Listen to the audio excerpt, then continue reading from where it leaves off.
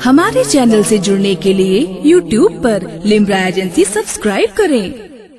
इस वक्त हम और आप दुनियाई सुन्नियत की नहायत मोतबर मुस्तनद और बरगुज़ीदा हस्ती की बारगाह में खिराजे अकीदत पेश करने के लिए हाजिर हैं, जिसके किरदार व अमल की पाकीज़गी और ज़ुहद व तक़वा की खुशबू से सिर्फ इलाक़े बिलगिराम ही नहीं मुअत्तर है, बल्कि बहुत अच्छा सुभान अल्लाह, जहाँ तक सूंघ पाए सूंघने वाले वहाँ तक है। वाह वाह वाह, सुभान अल्लाह सुभान अल्लाह सुभान अल्लाह। काबिल मुबारकबाद हैं आप हजरात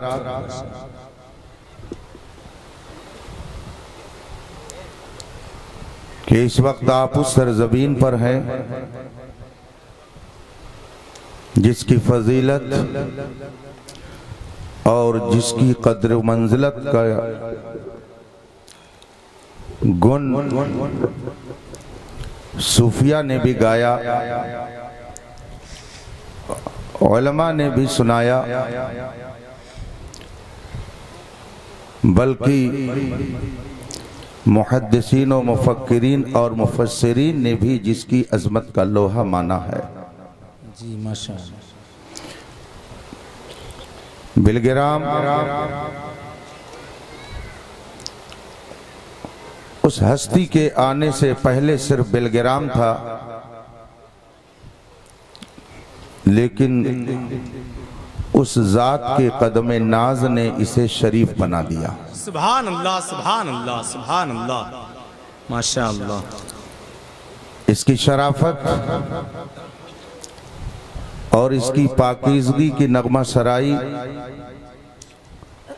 उदबा, मुहद्दिसीन, मुफस्सिरीन, दानिश्वरान कौम मिल्लत, मशाइख और अकाबिरीन इस्लाम ने किया है।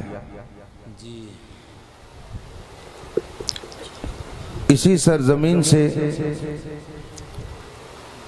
ताल्लुक़ रखने वाली एक अजीम ज़ात हज़रत अल्लामा मुर्तज़ा ज़बीदी की थी,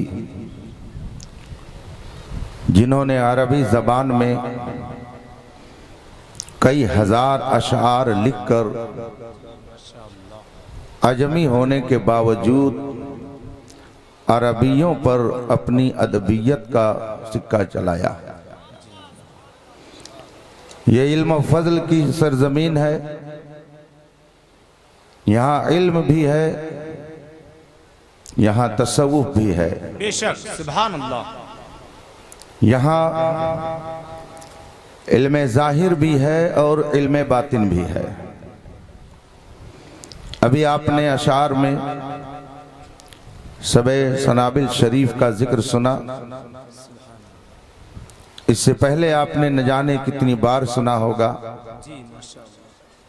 कि ये किताब मकबूल बारगाह मुस्तफ़ा है। उस किताब का राइटर और मुसन्निफ वही है जिसके उर्स में इस वक्त हम और आप हाजिर हैं। सुभान अल्लाह सुभान अल्लाह। कितनी बड़ी सआदत की बात है। माशाअल्लाह सुभान। ता हश्र रहे साकी आबाद ये मैं खाना। बहुत अच्छा। रब्बे कदीर असहाबे उर्स के फयूज़ व बरक़ात से हम सबको माला माल फरमाए, आमीन। स्टेज मशाइख सादात किराम और उलमा और शुरा से भरा हुआ है। सरे शाम से लेकर अब तक बड़ी पाकीज़ा गुफ्तगू आपने समाअत फरमाई। पहली बार मैं इस लक़ब के साथ याद कर रहा हूँ उस ज़ात को जिसका खिताब आपने कुछ देर पहले समाअत किया, जो अदीब शहीर हैं, कमाल मिल्लत हैं, हज़रत अल्लामा मुफ्ती कमाल अख्तर साहब क़िबला शेखुल हदीस दारुल उलूम नूरुल हक चिर्रा मोहम्मदपुर। माशाअल्लाह सुभान अल्लाह। और बहुत अच्छी गुफ्तगू आपने अभी और समाअत फरमाई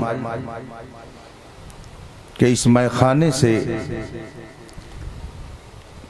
जिस मोहब्बत की शराब तहूर पिलाई जा रही है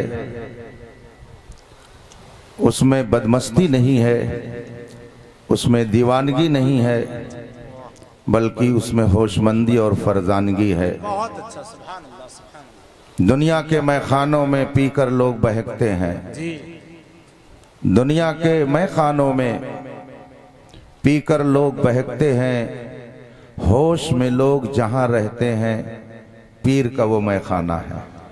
सुभान अल्लाह। इस वक्त आप हजरात अपने पीर के मैखाने में हैं और मैं समझता हूं कि ये जिम्मेदार उलमा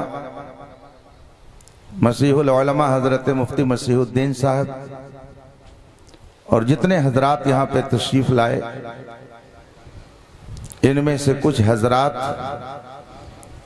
का ये डायरेक्ट पीर खाना होगा, मगर मेरे दादा पीर का ये मैखाना है। पीर नहीं बल्कि दादा पीर का ये मैखाना है। वाह, सुभान अल्लाह, सुभान अल्लाह। सिलसिले रज़विया, उसके ऊपर सिलसिले बरकातिया जी, और सिलसिले बरकातिया के मुरीद आला का यहाँ से जी माशाअल्लाह ताल्लुक ही नहीं बल्कि सब कुछ है। गोया चारों तरफ जो कादरियत, बरकातियत, रज़वियत की और नूरियत की नूरानियत दिखाई दे रही है, किसी न किसी एतबार से जलवे बिलगिराम जरूर देखा जा सकता है। हम और आप बड़ी अजीमुशान शख्सियत की बारगाह में खिराज मोहब्बत पेश करने के लिए आए हुए हैं। तकरीर का जौहर तो दिखाया जाएगा वहां पे जब मुफ्ती मसीहुद्दीन साहब किसी स्टेज पर अपनी निगरानी में बुलाएंगे। यहाँ तो खिराज मोहब्बत पेश करने के लिए हम लोग हाजिर हुए हैं। बहुत अच्छा, अंदाजे गुलामाना लेकर आए हुए हैं, सुभान अल्लाह। अंदाजे फकीराना लेकर आए हुए हैं। मैं अभी जब यहाँ के लिए कब्रे से चलने लगा, जी माशाअल्लाह। हजरत मुफ्ती मसीहुद्दीन साहब से मैंने कहा साफा बांध लीजिए, तो कहा बनाकर फकीरों का हम भेष गालिब, तमाशाए दहरो हरम देखते हैं, तमाशाए अहले करम देखते हैं। मैंने कहा पहन लीजिए साफा, इसमें और अच्छे फकीर लगेंगे, क्या बात है हजरत, शानदार फकीर लगेंगे। हम सब लोग फकीर हैं, इसमें कोई ताज्जुब की बात नहीं है। ये कुरान का ऐलान है, या अय्युहन्नास अंतुमुल फुक़रा इलल्लाह, ऐ लोगो तुम सब फकीर हो, सिर्फ गनी एक खुदा की जात है, सिर्फ गनी एक है, खुदा की जात है। सारे इंसान बल्कि सारी कायनात उसकी मोहताज है, वो किसी का मोहताज नहीं है, सब उसके मोहताज हैं। जी बेशक। इसीलिए आला हजरत ने फरमाया, या खुदा तुझ तक है सबका मुंतहा, सबका मुंतहा, सबका मकसूद, सबका मतलूब, सबका महबूब एक जात है। सूफियाए किराम की तालीमात में एक बुनियादी तालीम है। अभी आपने रियाजत और मुजाहदा की बात सुनी, उसमें फरमाया गया रियाजत करो, चिल्ले में कहो ला मतलूबा इल्लल्लाह, अल्लाह के अलावा हमारा कोई मतलूब नहीं है। मतलूब हकीकी खुदा है, महबूब हकीकी खुदा है। मगर जिसने उस खुदा को अपना महबूब बना लिया, तो अब इस मोहब्बत का तकाजा ये हुआ कि जो उसका महबूब है उसे भी अपना महबूब बनाओ। हम अल्लाह वालों से इसलिए मोहब्बत करते हैं कि वो अल्लाह वाले हैं। हम और आप इस वक्त यहाँ इसलिए हाजिर हैं कि साहिब आस्ताना अल्लाह वाले हैं। बेशक बेशक। किसी सेठ साहब के उर्स में ये उलमा जाते हैं? मैंने तो नहीं देखा। नहीं, क्या बात। किसी सेठ साहब, साहूकार साहब, प्रॉपर्टी डीलर का उर्स होता भी नहीं है तो जाएंगे क्या? जी। वलाक़िबतुल लिल मुत्तक़ीन, शानदार अंजाम और नतीजा तो सिर्फ परहेजगारों का होता है। बेशक बेशक। ये शानदार अंदाज और उनके किरदार और अंजाम, उनके शानदार अंजाम ही का जलवा है कि हम हुए तुम हुए कि मीर हुए, इनकी जुल्फों के सब असीर हुए। सब असीर हुए। सुभान स्टेज पर उलमा हैं, आप में से बहुत सारे अहले इल्म हैं, अहले सरबत हैं। कोई बॉम्बे से आया होगा, कोई गुजरात से, कोई कलकत्ता से, कोई बनारस से। और इसमें से अक्सरियत उन लोगों की है कि जिनका न कोई खानदानी रिश्ता होगा, न चचा भतीजे का कोई ताल्लुक होगा, मगर ये आए हुए हैं क्यों? इसलिए कि इस मैखाने में मोहब्बत खुदा व रसूल की शराब पिलाई जाती है। जी बेशक। सुभान अभी मुझसे पहले आपने क़द अफ़लह मन तज़क्का आयत करीमा की तिलावत करते हुए समाअत किया।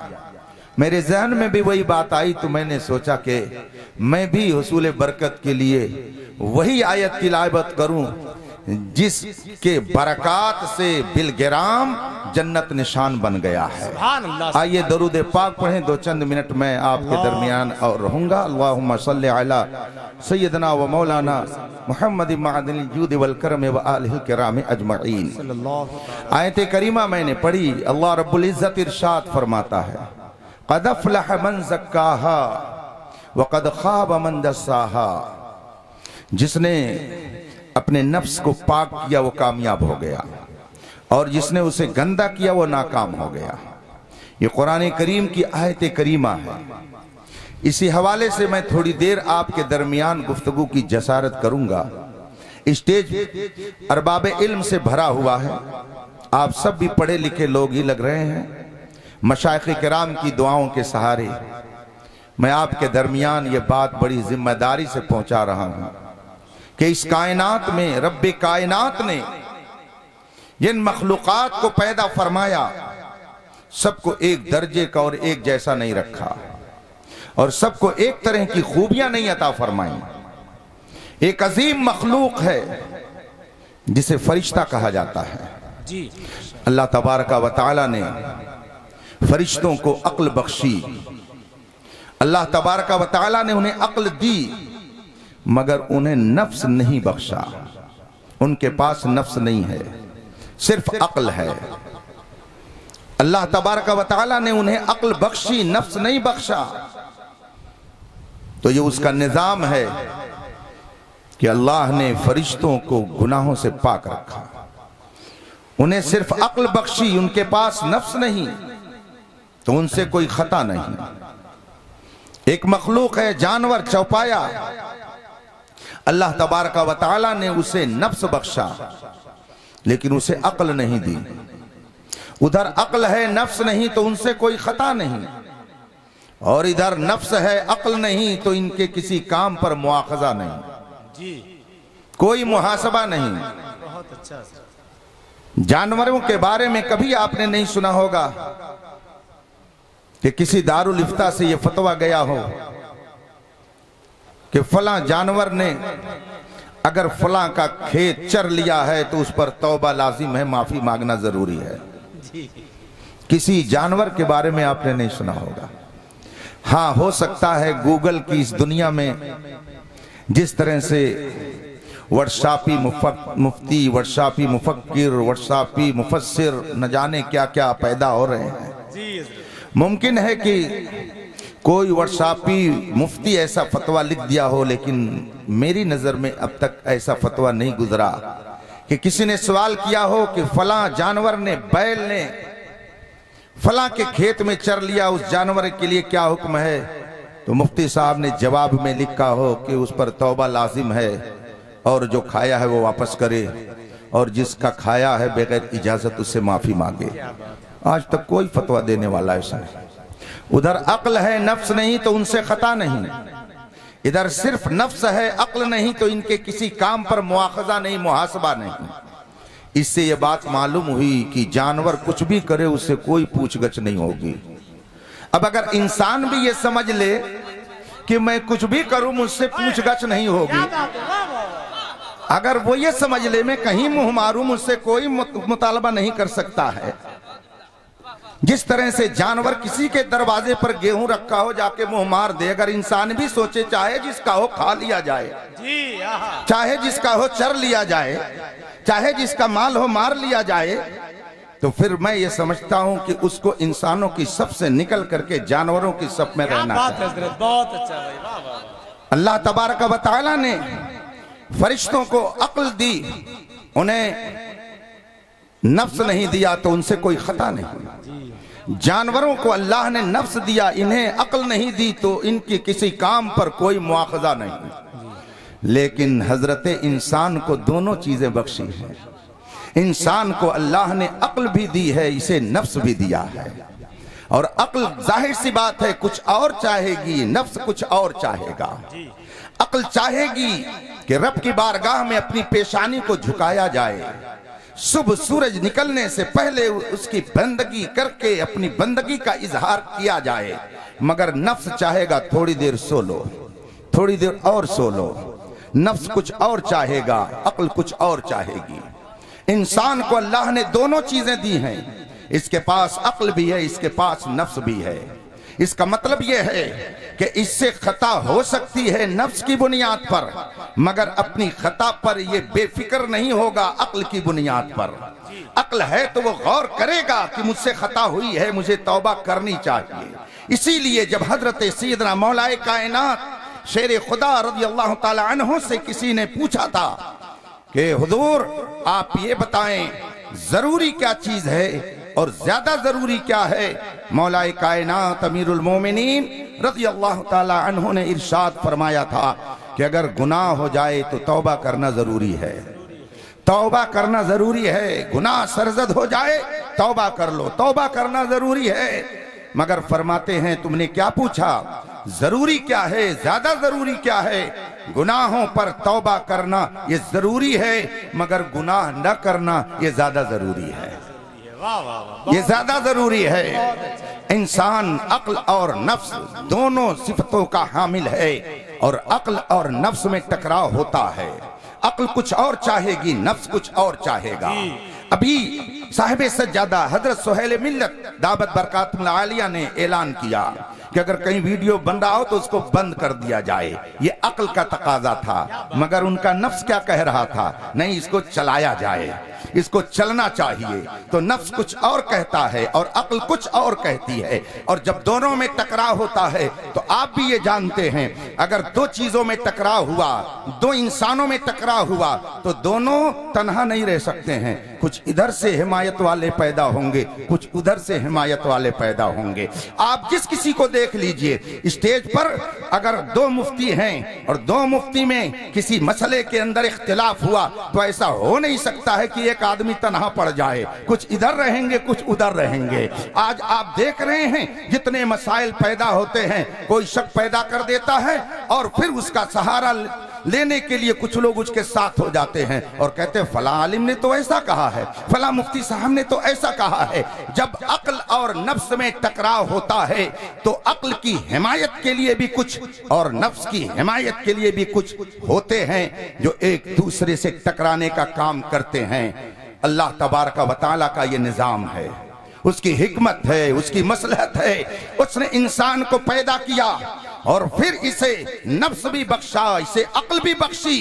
दोनों सिफतें अल्लाह ने इंसान को अता की और दोनों में टकराव होता है। इंसान की अक्ल कुछ और चाहती है और इंसान का नफ्स कुछ और चाहता है। अक्ल कहती है ये काम करना चाहिए, नफ्स कहता मत करो।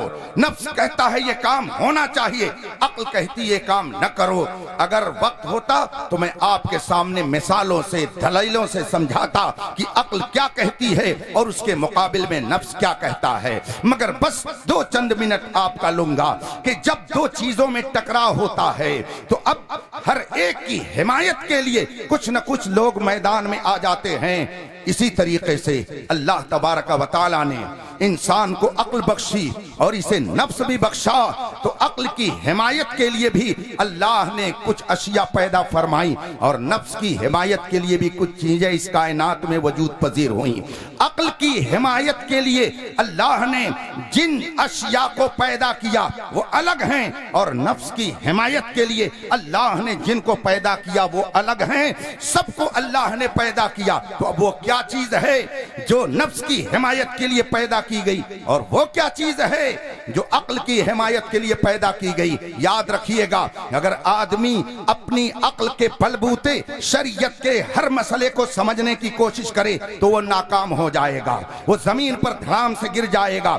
हजरत सैयदना अली रज़ी अल्लाह ताला अन्हु इरशाद फरमाते हैं कि अगर दीन को अक्ल से के सिर्फ अक्ल से समझा जाए तो अक्ल ये कहती है कि मौजों पर मसह बजाय ऊपर करने के नीचे करना चाहिए, आदमी को नीचे पैरों के मसह करना चाहिए। मगर शरीयत ने फरमाया कि ऊपर मसह करो, ये अक्ल के मुताबिक नहीं है, अक्ल के खिलाफ है। आप खुद गौर कर लीजिए, वजू आपका टूट गया पेशाब करने से, लेकिन मुफ्ती साहब फतवा देते हैं कि जाइए पहले वजू करके आइए। तो क्या आप जब वजू करने जाते हैं तो जहां से पेशाब करते हैं सिर्फ उसी को धुल करके वापस आ जाते हैं? नहीं, ऐसा नहीं करते हैं। आपका वजू टूटा है इस्तिंजा करने से, मगर आप हाथ धुल रहे हैं, आप चेहरा धुल रहे हैं, आप कुल्ली कर रहे हैं, आप सर का मसह कर रहे हैं, आप पैर धुल रहे हैं। वजू कहीं से टूट रहा है, धुलने का हुक्म कहीं दिया जा रहा है। ये अक्ल में आने वाली बात नहीं है। इससे आपको समझ में आ जाना चाहिए कि अगर आपकी समझ में उलमा की कुछ बातें ना आए तो आप ये मत कहिए कि हमें आपकी बात समझ में नहीं आती है। आपकी समझ ही कितनी है कि समझ में आए, आपका शऊर ही कितना है कि आपकी समझ में बात आए। अभी तो आपने अपने आप को नहीं समझा कि हमारा मकाम क्या है। अगर आप अपने आप को समझ लें तो खुदा की मार्फत हासिल हो जाए। फरमाया बुजुर्गान दीन ने, मन अरफा नफ्सह फकद अरफा रब्बह, जिसने खुद को पहचाना उसने खुदा की मार्फत हासिल कर ली। तो जब आप अभी अपने आप को नहीं पहचान सके, अपने को नहीं जान सके, तो आप शरीयत के हर मसले की हिकमत को कैसे जान सकते हैं? इसलिए आज की तरक्की याफ्ता दुनिया में जो लोग कहते हैं आपकी बात हजरत हमारी समझ में नहीं आ रही है, तो फौरन उनको आप कह दिया कीजिए, भाई हमारी समझ ही कितनी है, हमारी समझ ही कितनी है। समझ पे बात आ गई है तो अर्ज कर दूं, सैयदना इमाम अबू जाफर रज़ी अल्लाह ताला अन्हु, अबू जाफर सादिक रज़ी अल्लाह ताला अन्हु, हजरत सैयदना इमाम बाक़िर रज़ी अल्लाह ताला अन्हु, इनका लक़ब है, इनकी कुन्नियत है अबू जाफर सादिक। मक्का मुकर्रमा में तशरीफ फरमा थे।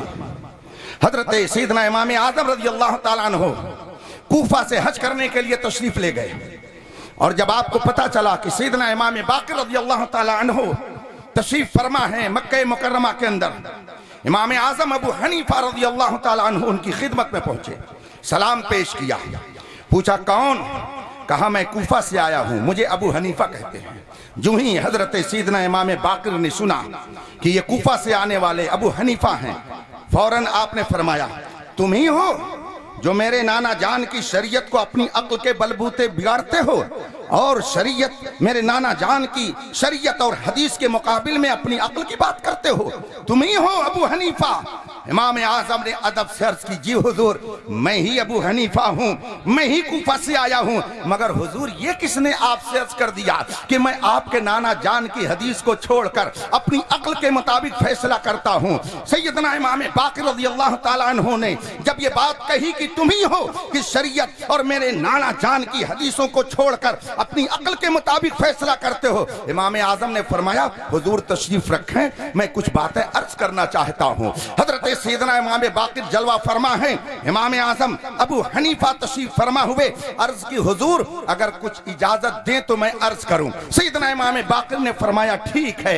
आप क्या कहना चाहते हो? सैयदना इमाम आज़म रज़ी अल्लाह ताला अन्हु ने कहा हुजूर मैं ये अर्ज करना चाहता हूं कि नमाज की अहमियत ज्यादा है या रोजे की अहमियत ज्यादा है, दोनों में दर्जा किसका ज्यादा है? सैयदना इमाम बाक़िर ने फरमाया कि रोजे की अहमियत, नमाज की अहमियत ज्यादा है, बनिस्बत रोजे के नमाज की अहमियत ज्यादा है। जब इमाम बाक़िर ने यह जवाब दिया तो सैयदना इमाम आज़म फरमाते हैं कि हुजूर जब नमाज की अहमियत ज्यादा है तो अगर नमाज कज़ा हो जाए तो उसको जरूर पढ़ना चाहिए, नमाज कोई न पढ़ सके तो उसे जरूर बाद में पढ़नी चाहिए, और अगर रोजे की अहमियत कम है उसके मुकाबिल में तो रोजा अगर छूट जाए और उसकी कज़ा न की गई तो कोई हरज की बात नहीं है, अक्ल ये चाहती है। मगर हुजूर आप ये तो बताएं कि अगर औरत हालत हैज में हो तो उससे नमाज माफ है और उसके रोजे की कज़ा है। अक्ल ये चाहती है कि जब नमाज की अहमियत ज्यादा है तो रोजे की कज़ा नहीं बल्कि नमाज की कज़ा का हुक्म होना चाहिए। और औरत को हालत हैज में नमाज छूट जाए बाद में उसे उसकी कज़ा करनी चाहिए। हुजूर अक्ल ये कहती है मगर मैं अपनी अक्ल के मुताबिक फैसला नहीं करता, मैं वही कहता हूँ जो मेरे मुस्तफा का इरशाद है कि अगर इस हालत में औरत की नमाज कज़ा हो जाए तो उस नमाज को फिर पढ़ना नहीं है। हाँ, अगर रोजा छूट जाए तो रोजे की कज़ा होगी। जबकि अक्ल ये चाहती है कि नमाज की कज़ा पढ़नी चाहिए क्योंकि उसकी अहमियत ज्यादा है। मगर मैं अपनी अक्ल की तराजू को तोड़ देता हूँ और वो कहता हूँ जो आपके नाना की हदीस कह रही है। सुभान अल्लाह, सुभान अल्लाह। जो ही इमाम आजम रज़ी अल्लाह ताला अन्हु ने अर्ज की, सैयदना इमाम बाक़िर रज़ी अल्लाह ताला अन्हु मुस्कुरा उठे खुशी से। फिर दूसरी बात, सैयदना इमाम आज़म रज़ी अल्लाह ताला अन्हु ने अर्ज की, हुजूर एक बात और अर्ज कर दूं।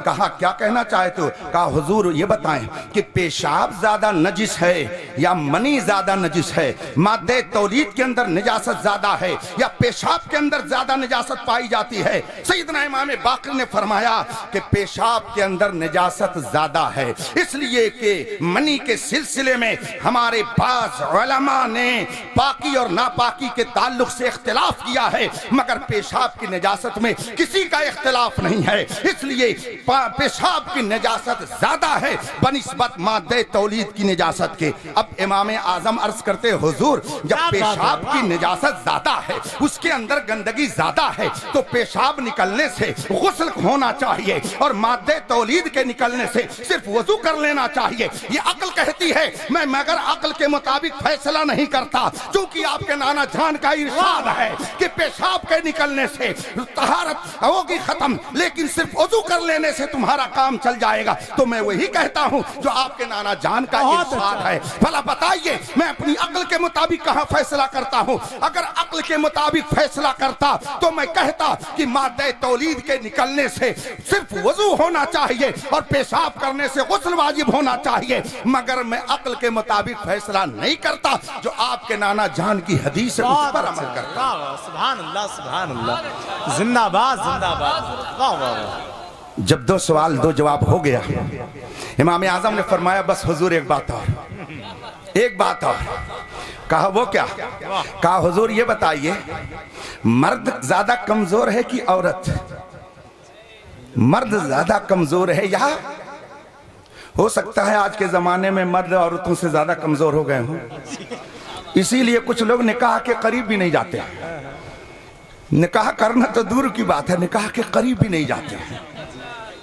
और ईमान की एनर्जी ऐसी होती है कि चार चार रखने तक की। जी हाँ।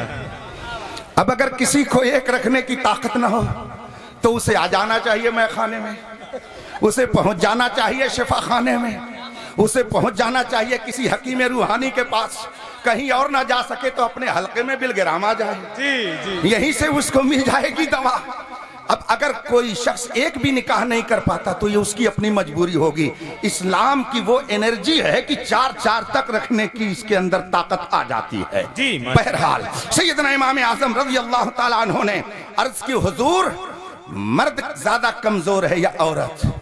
सैयदना इमाम बाक़िर रज़ी अल्लाह ताला अन्हु ने फरमाया कि औरत ज्यादा कमजोर है बनिस्बत मर्द की। मर्द के पास ताकत है, मर्द ताकतवर है, औरत कमजोर है, औरत की ताकत कम है। अब इमाम आजम फरमाते हैं तो जो कमजोर हो उसे ज्यादा मदद की जरूरत है कि जो ताकतवर हो उसे ज्यादा मदद की जरूरत है। मदद किसको ज्यादा मिलनी चाहिए? हर आदमी कहेगा कि जो कमजोर है उसे मदद ज्यादा मिलनी चाहिए और जो ताकतवर है उसके मुकाबिल में उसे कम मदद मिलनी चाहिए। इमाम आज़म रज़ी अल्लाह ताला अन्हु ने फरमाया, हुजूर औरत कमजोर ज्यादा है मर्द के मुकाबिल में, तो औरत को ज्यादा हिस्सा मिलना चाहिए, मर्द को कम हिस्सा मिलना चाहिए। मगर आपके नाना जान ने फरमाया है कि अगर किसी का बाप इंतकाल कर जाए और बेटा और बेटी छोड़ जाए तो बेटे को 2 हिस्सा मिलेगा, बेटी को 1 हिस्सा मिलेगा। अक्ल ये कहती है बेटी को 2 मिलना चाहिए, बेटे को 1 मिलना चाहिए, इसलिए कि बेटे के पास ताकत है और बेटी ताकतवर कम है। लेकिन मैं अक्ल के मुताबिक फैसला नहीं करता, जो आपके नाना का इरशाद है उसी पर मैं अमल करता। वाह सुभान अल्लाह, सुभान बहुत अच्छा, बहुत अच्छा। तो जब इमाम आजम ने शरीयत के मुकाबिल अपनी अक्ल को छोड़ दिया तो 1400 साल के बाद ये कितने अक्लमंद हो जाएंगे। हाय हाय हाय, वाह वाह, क्या बात है, बहुत अच्छा। अभी आपने एक जुमला सुना कि कुछ लोग सुन्नी होकर के सैयदना अमीर मुआविया रज़ियल्लाहु ताला अन्हु की शान में तबर्रा करते हैं और कहते हैं वो हमें समझ में नहीं आते। अरे बेवकूफ, तेरी समझ कितनी है कि वो तुझे समझ में आए? हाँ, क्या बात है, बहुत अच्छा। जिंदाबाद जिंदाबाद, तेरी समझ कितनी है, वाह वाह। आपकी समझ कितनी है कि वो समझ में आ जाए। सहाबाए किराम तो 1400 साल गुजरने के बाद तमाम मुस्तशरिकीन की समझ में ना आए। वो कहते हैं कि हमारी समझ में वो आ ही नहीं रहे हैं कि मदीने के अंदर एक छोटी सी मस्जिद है, टूटी चटाई है, फर्श भी सही नहीं बनी है, मगर वहां बैठ करके कैसर किसरा को फतह करने का प्लान बना रहे हैं। और एक वक्त ऐसा आता है कि दस्त तो दस्त है, दरिया भी न छोड़े हमने, बहरे जुल्मात में दौड़ा दिए घोड़े हमने। हमें तो 1400 साल के बाद बड़े बड़े दानिश्वर ऐसे मिलते हैं जो कहते हैं हम मुस्तफा के गुलामों को आज तक नहीं समझ सके। अल्लाह, नारे तकबीर, नारे रिसालत, उर्से वाहिदी तैयबी ताहिरी, मसलके आला हजरत। बहुत अच्छा हजरत, जिंदाबाद जिंदाबाद। बात थोड़ी फैल गई, वाह वाह वाह, उसको फिर मैं मुख्तसर करके अपनी गुफ्तगू खत्म करता हूँ। बहुत अच्छा। अभी एक लंबा सफर करके मुझको जमदा शाही जाना है। कारी अबुल हसन साहब से मैंने वादा करा लिया था कि 12:30 बजे तक आप मुझे छुट्टी दे दीजिएगा, लेकिन ये अजब मामला है। मकतबे इश्क का अंदाज निराला पाया, उसको छुट्टी न मिली जिसको सबक याद रहा। अरे हजरत जिंदाबाद। हजरत सोहेल मिल्लत ने फरमाया नहीं, अभी फला को बुलाइए, अभी फला की तकरीर होगी ताकि इंतजार का मजा कुछ और चख लिया जाए। बहुत अच्छा। सुभान अल्लाह। ये बुजुर्गान दीन तशरीफ फरमा, उलमाए किराम जलवा फरमा, रफीकान मोहतरम। मैं बात ये कह रहा था कि अक्ल की हिमायत करने के लिए भी अल्लाह ने कुछ मखलूक पैदा फरमाई और नफ्स की हिमायत के लिए भी अल्लाह ने कोई मखलूक पैदा फरमाई। आप उलमा के पास पहुंचिए, मशाइख के पास पहुंचिए, इनसे आप मालूम कीजिए, ये आपको बताएंगे। नफ्स की हिमायत के लिए अल्लाह ने जिस कबीले को पैदा किया उसे शैतान और उसकी औलाद कहा जाता है। ये नफ्स की हिमायत के लिए पैदा किए गए हैं। अल्लाह ताला ने नफ्स की हिमायत के लिए शैतान और उसकी ज़ुर्रियत को पैदा किया। इसीलिए जब इंसान किसी गलत चीज की तरफ कदम उठाता है, किसी गलत काम की तरफ अपना कदम बढ़ाता है, तो शैतान फौरन उसकी मदद के लिए आ जाता है। चल बेटा ठीक है, अगर अभी 10 मिनट बाकी है, तू सोच रहा है चल फजर की नमाज के लिए तो 5 ही मिनट लगेगा, अभी फट से उठूंगा और चट से नमाज पढ़ करके फिर सो जाऊंगा। ये नफ्स जब सोचता है तो शैतान आकर के फिर उसको तबकी देता, नहीं बेटा थोड़ा और सो रहा, थोड़ा और सो जा, और जहां 20 मिनट गुजरा फौरन मुंह में पेशाब करके भाग जाता है। ये नफ्स, उस नफ्स की हिमायत के लिए शैतान को पैदा किया गया है। इसी तरीके से अक्ल की हिमायत के लिए अल्लाह ने जिस मुकद्दस जमात को पैदा फरमाया वो जमात अंबिया है। रब्बे कदीर ने जमात अंबिया को अक्ल इंसानी की हिमायत के लिए पैदा किया। इसीलिए जो अक्लमंद अंबिया की जमात को छोड़ देता है वो कितना ही बड़ा अबुल हिकम हो, वो अबुल हिकम नहीं रह जाता, अबू जहल हो जाता है।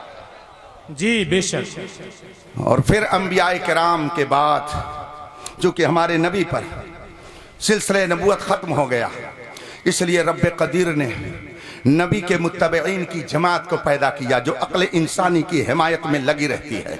वो जमात सहाबा है, वो जमात अहले बैत है, वो जमात अइम्मे मुज्तहिदीन है, वो जमात उलमाए दीन है। ये वो जमात है कि जो हमेशा अक्ल इंसानी की हिमायत में रहकर इसको सीधे रास्ते पर लाने की कोशिश करती है। और अगर इन मुकद्दस जमातों से कोई अपना रिश्ता तोड़ करके नफ्स का गुलाम हो जाता है तो खुद भी डूबे हैं सनम, तुमको भी ले डूबे। जी जी। क्या आप नहीं देखते हैं कि हिंदुस्तान के अंदर एक मौलवी के ऊपर जब नफ्स गालिब हुआ और उसकी अक्ल हार गई तो उसने लिख दिया कि नबी मरकर मिट्टी में मिल गए, अब उनसे कुछ मांगने की जरूरत नहीं है, अब वो कुछ नहीं दे सकते हैं, उनको तो पीठ पीछे की खबर नहीं है। नफ्स गालिब हुआ, मौलवी को गड्ढे में गिरा दिया, लेकिन अक्ल की हिमायत करने वाला बरेली में एक पैदा हुआ जिसने ऐसे नजरियात रखने वालों के परख से उड़ाए। नफ्स ने कहा कहो नबी मरकर मिट्टी में मिल गए, अक्ल की हिमायत करने वाली उस जात ने कहा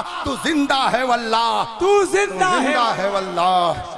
मेरे चश्मे आलम से छिप जाने वाले नफ्स ने लिखवाया लिख, बहुत नबी अच्छा। कुछ नहीं दे सकते हैं। अक्ल की हिमायत करने वाले उस मर्द कलंदर ने चैलेंज करते हुए कहा, कौन देता है? देने को मुंह चाहिए, देने वाला है सच्चा। हमारा नबी। नफ्स की गिरवीदगी में उस मौलवी ने लिखा कि नबी को पीठ पीछे की खबर नहीं है, मगर उस मर्द कलंदर ने अक्ल वालों की हिमायत करते हुए कहा, और कोई गैब क्या? तुमसे नेहा हो भला, जब ना खुदा ही छुपा तुम पे करोड़ों दुरूद। नफ्स की हिमायत करने वाले ने कहा, मिलादे मुस्तफा मत मनाना, ये शिरक और बिदात है। मगर अक्ल की हिमायत में उस मर्द मुजाहिद ने कहा, खाक हो जाए अदू चलकर मगर हम तो रजा, दम में जब तक दम है जिक्र उनका सुनाते जा। सुनाते वाखिर दावाना अनिल हम्दुलिल्लाहि रब्बिल आलमीन।